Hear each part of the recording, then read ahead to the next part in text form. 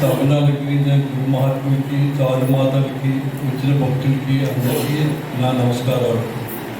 నాకు మాట్లాడటం అసలు చేత కాదు. ఇంతవరకు నేను మాట్లాడాను. నేను అధ్యక్షులే తప్ప మాట్లాడడం చేత కాదు. ఏదైనా కొద్ది గొప్ప చిన్న చిన్న పనులు చేసుకుంటాను అంతే తప్ప చేత ఏం చెప్పడం కూడా తెలియదు నాకు. నా మనసులో ఉన్న ఉద్దేశం ఒకటే ఉద్దేశం. మనంతా కూడా వ్యాసాలు కుటుంబం మలయాళ స్వామివారిని పెట్టాం. మనందరం కూడా మన మలయాళ స్వామివారి కుటుంబం ఈ 100 సంవత్సరాలు కూడా దిగ్విజయంగా నడిచింది.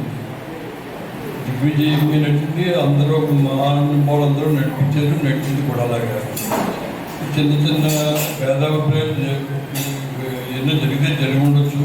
ఆ జరిగినది మనం సర్దుకుని జాగ్రత్తగా సామరస్యపూర్వకంగా మన ఇంటి పరిష్కారం చేసుకోవచ్చు. దానికి కూడా మంచి మంచి మార్గాలు ఉంటాయి. మీ అందరూ పండితులు ఉన్నారు, చదువుకున్న వాళ్ళు ఉన్నారు, విద్యావంతులు ఉన్నారు. మనం అందరం కలిసి వచ్చేది చాతుర్మాసం జరుగుతుంది.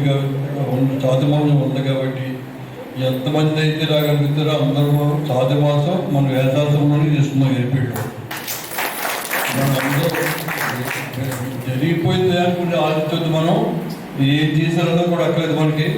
మనం ఏదైతే చేస్తున్నామో, ఏదైతే చేద్దాం అనుకున్నామో మనం ఈ చాతుర్మాసాన్ని ఉదాహరించుకుని ఎంతమంది రాగలిగితే అంతమంది అందరూ కలిసి వెళ్తాం.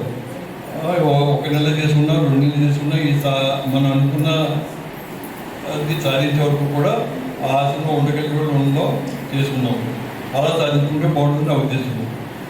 ఇలాగ పేపర్కి, మీడియాకి పబ్లిసిటీ చేసుకునే వల్ల ఉపయోగం లేదు. భక్తులందరికీ కూడా ఇంచుమించు 100 మంది అందరికీ తెలిసిన విషయాలన్నీ కూడా. కాకపోతే సందర్భం కాబట్టి బయటపడ్డాం. సందర్భం వచ్చింది కాబట్టి బయటకు ఎత్తుకున్నప్పుడు వేళ ఇప్పుడు దాకా సందర్భాలు బట్టి ఎవరు చెప్పుకోలేదు, ఎవరు బయటపడలేదు. ఇప్పుడు ఈ సందర్భాన్ని ఉపయోగించుకుని అందరికీ అసెంబ్లీకి వెళ్ళి అందరం కలిసి సాధించుకుందాం. మీకు మీ వెనక మేము అందరం ఉంటాం. నా ఉద్దేశం అయితే ఇది. మంచి సలహా చెప్పారు.